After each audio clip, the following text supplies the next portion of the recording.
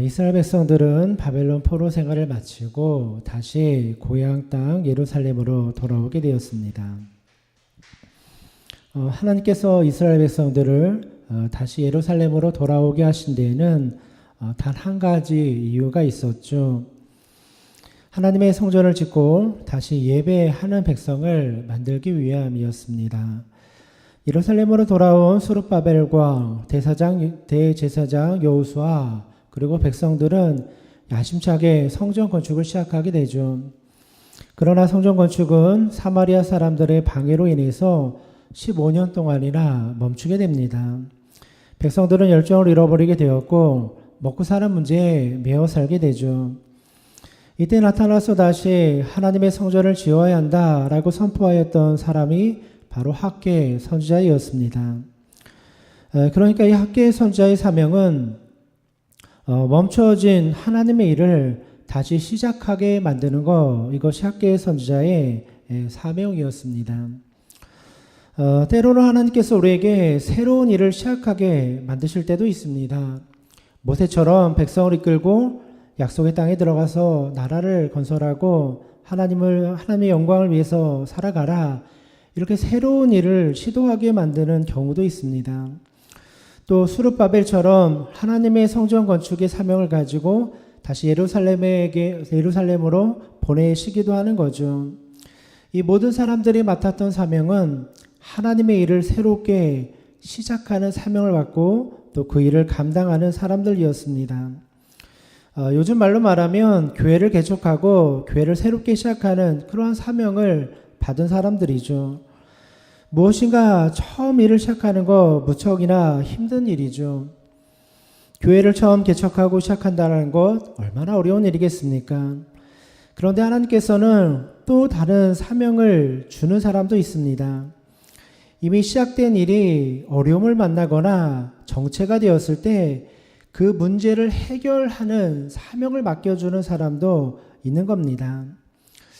열심히 하나님의 일을 감당하다가 그 일이 멈춰지거나 열정을 잃어버리게 되었을 때 그때 하나님께서는 일꾼들을 보내주셔서 다시 뜨거운 열정을 회복하게 만들어주는 사명을 맡기실 때가 있는 거죠.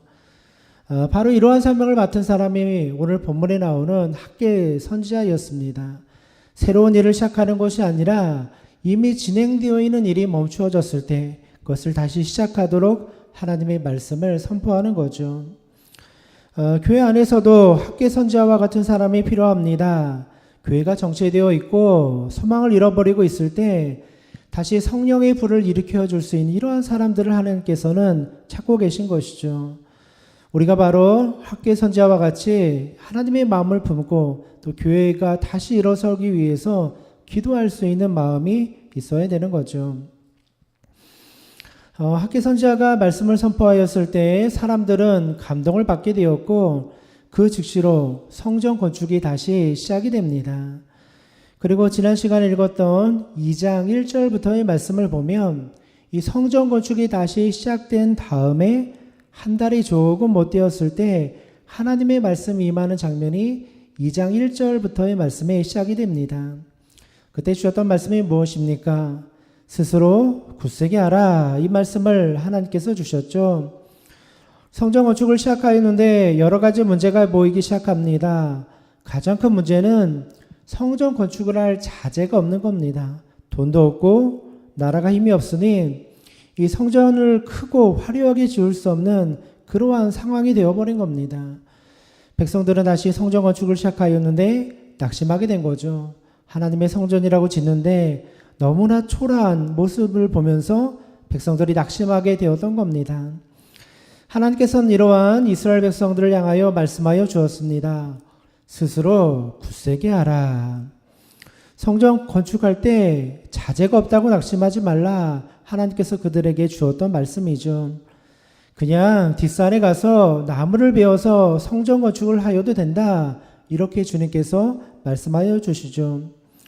성전은 크고 화려한 것이 중요한 것이 아니라 그 안에서 예배를 드리는 사람들의 마음, 예배자가 중요하기 때문에 그냥 뒷산에 가서 나무에다가 성전 지어도 돼, 하나님께서 그렇게 말씀하시죠. 그리고 오늘 읽은 본문의 말씀에는 이 성전 건축이 다시 시작된 지 3달 정도가 지났을 때 다시 하나님의 말씀이 임하는 장면이 나오게 됩니다. 하나님께서는 학개 선지자를 통해서 당시 이스라엘 백성들의 문제가 무엇인지를 지적하여 주는 장면이 오늘 본문의 말씀 가운데 나오고 있죠.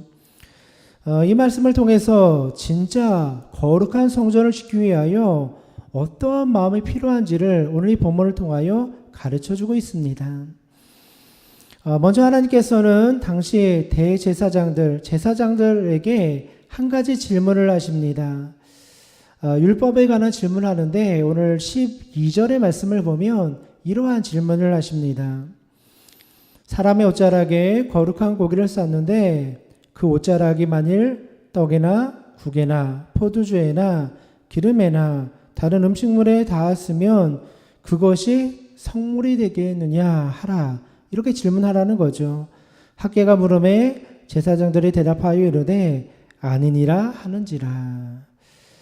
12절의 말씀을 보니까 사람이 옷자락에 거룩한 고기를 쌌다라는 표현이 나옵니다.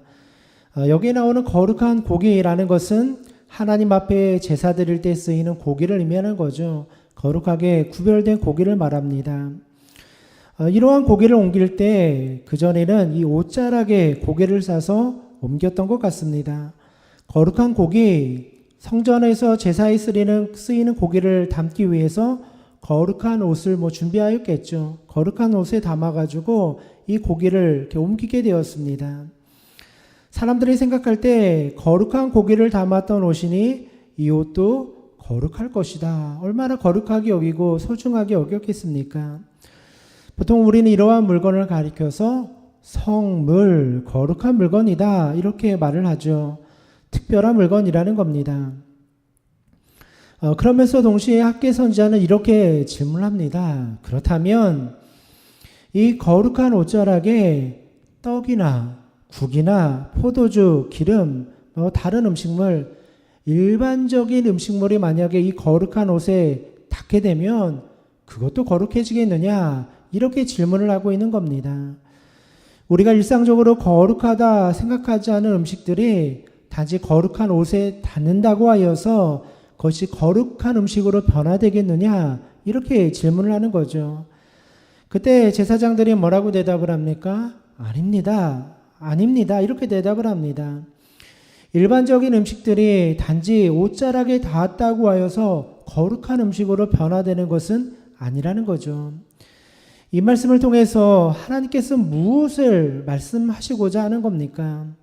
단순하게 거룩한 옷자락에 어떤 물건이 닿는다고 해서 자연적으로 거룩하게 변화되는 일은 절대로 일어나지 않는다라는 것이죠. 우리가 거룩하게 된다라는 것은 거룩한 장소를 가거나 거룩한 물건을 만진다고 하여서 내가 거룩하게 되는 것이 아니라는 겁니다. 성경책 끌어안고 산다고 해서 거룩하게 되는 것 아니라는 거죠. 지금도 카톨릭 교회에 가면은 거룩한 물건, 이 성물에 대한 믿음을 아직도 가지고 있습니다. 그래서 카톨릭 교회들은 성물을 굉장히 중요하게 여기고 성물을 잘 이렇게 보관해 놓고 있습니다. 그래서 이 카톨릭 교회는 성물이라는 개념도 있고 성인이라는 개념도 가지고 있습니다. 그래서 어떤 거룩한 물건 안에는 거룩한 능력이 있다, 이러한 믿음을 가지고 있습니다. 그래서 예전부터 내려온 어떤 성스러운 물건들, 성인들이 쓰던 물건들을 잘 보관해 놓은 그런 전통이 있죠. 그 물건을 통해서 다른 사람도 거룩한 속성을 같이 누리게 된다, 이런 믿음을 가지고 있는 겁니다. 또 성인에 대한 개념도 있습니다. 그래서 가톨릭에서는 성인을 만나면 나도 굉장한 복을 받는다, 굉장한 거룩을 체험하게 된다, 이런 믿음을 가지고 있죠. 그래서 가톨릭 교회 교황이 가게 되면 어떻게든 교황을 한번 보려고, 그죠? 그러한 그 가톨릭 신자들이 굉장히 많이 있습니다. 멀리서라도 교황을 한번 봐야 되는 거예요. 왜 그렇습니까? 저분은 거룩한 분이기 때문에 거룩한 분을 보는 것만으로도 나에게 거룩이 임한다, 이런 믿음이 있는 겁니다. 교황에 가다가 뭐 그전에도 뉴스를 보니까 어린 아이를 안아서 기도해 주는 장면이 나오는데 굉장한 일입니다. 가톨릭 교인들에게 있어서는 거룩한 성인이 자기 아이를 안고 기도해 준다. 뭐 이건 굉장한 축복이고 굉장한 은혜라고 생각을 하는 거죠. 왜입니까? 성인은 거룩하기 때문에 그 성인이 만져주거나 그 분 곁에만 가도 내가 거룩한 은혜를 입는다라는 믿음을 가지고 있기 때문이죠. 그래서 이 가톨릭 교회는 성인, 성스러운 사람에 대한 개념이 있습니다. 좀 시간이 지났지만 테레사 수녀, 우리가 많이 존경하던 분이죠. 이분이 돌아가셨을 때 정말 수많은 인파가 모여서 마지막 한번 그분을 조문하기 위해서 찾아오는 일들이 있었습니다. 그때 왜 많은 사람들이 이렇게 테레사 수녀를 만나러 왔는가? 사람들의 마음속에는 이분은 성녀다, 거룩한 사람이다 라는 믿음이 있었기 때문에 마지막에 이분의 모습을 한 번이라도 보려고 수많은 인파가 모여들어서 조문을 하였다라는 거죠. 그곳에 모인 사람들의 마음속에는 이분이 성스러운 분이니까 나도 이분을 통해서 성스러움을 내가 체험해야 되겠다, 이러한 믿음을 가지고 있었다라는 겁니다. 성스러운 물건이나 성스러운 사람을 통하여 내가 거룩하여지는 믿음이 있다, 이렇게 생각을 한 거죠. 그러나 반대로 개신교에서는 이러한 믿음을 가지고 있지 않습니다. 성스러운 물건이 있다고 해서 그거 만진다고 해서 내가 성스럽게 되는 게 아니라는 겁니다. 아무리 훌륭한 성인이 있어도 그 사람의 옷자락을 만진다고 해서 내가 성스럽게 변화되는 것도 아니라는 거죠. 개신교에는 이런 성물이나 성인에 대한 개념이 없습니다. 그 이유는 우리가 거룩하여지는 것은 어떤 물건이나 사람을 통해서 이루어지는 것이 아니라 오직 하나님의 말씀과 오직 하나님의 그 예수 그리스도의 복음을 통하여 거룩하여진다라는 믿음을 가지고 있기 때문이죠. 그래서 종교개혁을 하면서 개신교는 우상이 될 만한 거, 성물들 다 교회에서 치워버렸습니다. 그래서 우리가 드리는 예배당을 보더라도 성물을 놓고 예배 드리는 경우는 절대로 없죠. 뭐만 남았습니까? 딱 2개 남아있죠. 예배당을 보면 십자가와 앞에 펴져 있는 말씀. 그러니까 십자가랑 말씀이 우리를 거룩하게 해주는 거지, 다른 성물을 만지거나 어떤 성인을 만난다고 거룩해지는 것이 아니라는 겁니다. 어떤 교회는 더 나아가서 십자가도 우상이 될 수 있다. 뭐 십자가 바라본다고 내가 거룩해지는 거냐? 십자가의 마음을 품는 게 더 중요하지. 그래서 십자가 걸어놓은 것도 치워버리는 교회도 굉장히 많이 있습니다. 그래서 요즘 교회들 보면은 십자가가 안 걸려있는 교회들이 많이 있어요. 그 이유는 십자가조차도 우상이 될 수 있다, 이렇게 그런 그 신학적인 마음이 있기 때문이죠.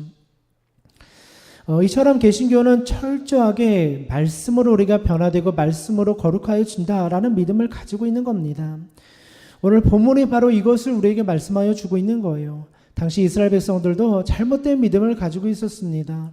거룩하게 고기를 싸는 옷자락이 있는데 이 옷자락에 다른 것이 만져지면은 이것도 거룩하게 되겠지, 이러한 잘못된 신앙을 가지고 있었다라는 겁니다. 성전, 거룩한 장소죠. 그럼 내가 성전에 가서 있으면 자연적으로 거룩하여진다, 이런 잘못된 믿음을 가지고 있었던 겁니다. 그래서 성전 안에서는 생활하였지만 하나님을 섬기는 것이 아니라 거기서 오히려 우상을 숭배하고 죄를 범하는 잘못을 범하게 되었던 거죠. 주님께서는 우리에게 말씀하여 주죠. 무엇을 만지거나 무엇을 먹는 것을 통하여 내가 거룩하게 되는 것이 아니다. 그래서 마태복음 15장 11절의 말씀을 보면 이러한 말씀을 주님께서 하십니다. 입으로 들어가는 것이 사람을 더럽게 하는 것이 아니라 입에서 나오는 것이 사람을 더럽게 하는 것이다. 유대인들은 고민하는 거예요. 뭘 먹어야 되느냐, 어떤 게 성스러운 음식이냐, 이거 고민하고 있으니까 거룩한 음식 먹는다고 거룩해지는 거 아니야. 주님께서 말씀하셨잖아요. 물건이 중요한 것이 아니라는 겁니다. 마음이 중요한 것이죠. 그렇다면 우리에게 있어서 가장 중요한 것, 우리 중심에 가져야 되는 마음이 무엇입니까? 예수 그리스도, 복음, 하나님의 말씀이라는 겁니다. 이것을 통하여 내가 거룩하게 되는 거죠. 신약 시대로 말하면 예수 그리스도의 복음으로 내가 거룩해지는 거고, 구약 시대의 표현으로 하면 뭐라고 말합니까? 하나님을 사랑하는 것, 그것을 통하여 내가 거룩하여지는 겁니다. 하나님 사랑하고 하나님 잘 예배하면 그게 거룩이라는 거예요. 물건이 중요한 것이 아니라는 거죠. 이스라엘 백성들의 문제는 하나님의 사랑은 전혀 없으며 물건에 집착하고 장소에 집착하는 잘못을 범하고 있었습니다. 그래서 하나님께서 이 부분을 지적하는 거예요. 너희들 잘못된 믿음을 가지고 있다. 이어서 학개 선지자는 또 한 가지 질문을 합니다. 13절의 말씀에 나오죠. 학개가 이르되 시체를 만져서 부정하여진 자가 만일 그것을 가운데 하나를 만지면 그것이 부정하겠느냐 하니 제사장들이 대답하되 이르되 부정하니라 하더라. 두 번째 다른 질문을 합니다. 시체를 만져서 부정하여진 자가 만일 그것들, 여기서 그것이 무엇입니까? 앞에서 말했던 떡, 국, 포도주, 기름 이런 음식들을 말하는 거죠. 만약에 시체를 만진 사람이 이러한 음식들을 만지면 그 음식이 부정하겠느냐? 이렇게 질문을 하는 겁니다. 율법을 보면 시체를 만진 사람은 부정하다 분명히 말씀하고 있죠. 이건 아마 상식적으로만 생각하여도 쉽게 이해할 수가 있습니다. 사람이나 동물이 죽으면 어떻게 됩니까? 썩어서 부패하고 조금만 시간이 지나도 냄새가 나죠. 당연히 부정한 거죠. 당연히 더러운 거죠. 그래서 율법에는 분명히 시체를 만진 자는 부정하다 이렇게 규정을 하고 있습니다. 그래서 이러한 시체를 만진 부정한 사람이 만약에 여기 나와 있는 음식들을 만지게 되면 그 음식들은 어떻게 되겠느냐 묻고 있는 거예요. 대답은 너무나 당연하죠. 부정하다라는 겁니다. 어떻게 보면 시체를 만지고 그 음식을 만졌기 때문에 부정한 것이 아니라 이미 그 음식들은 의로운, 그 성스러운, 거룩한 것이 아니기 때문에 그냥 부정하다 이렇게 표현하고 있는 거죠. 하나님께서는 이 두 가지 질문을 통해서 무엇을 말씀하시고자 하는 겁니까? 이 세상의 모든 것은 이미 다 부정한 상태다라는 것을 설명하고 있는 겁니다. 이 세상의 모든 사람들이 다 태어나면서부터 원죄를 가지고 태어나는 것처럼 이 세상은 다 이미 부정한 것이다. 그런데 이스라엘 백성들의 생각은 무엇입니까? 그냥 거룩한 장소에 가거라. 거룩한 물건을 만지면 나도 거룩하게 되겠지. 착각 속에 살아가는 것이 문제라는 겁니다. 실상은 그 마음속에 죄악이 가득하여서 원죄, 부정한 사람인데 자기는 의로운 사람이다 착각하면서 자기 마음대로 살아가는 것이 이스라엘 백성들의 문제였다라는 겁니다. 이 두 가지 질문을 통해서 학개 선지자는 이스라엘 백성들이 자신들의 모습을 돌아보게 만들고자 하였던 겁니다.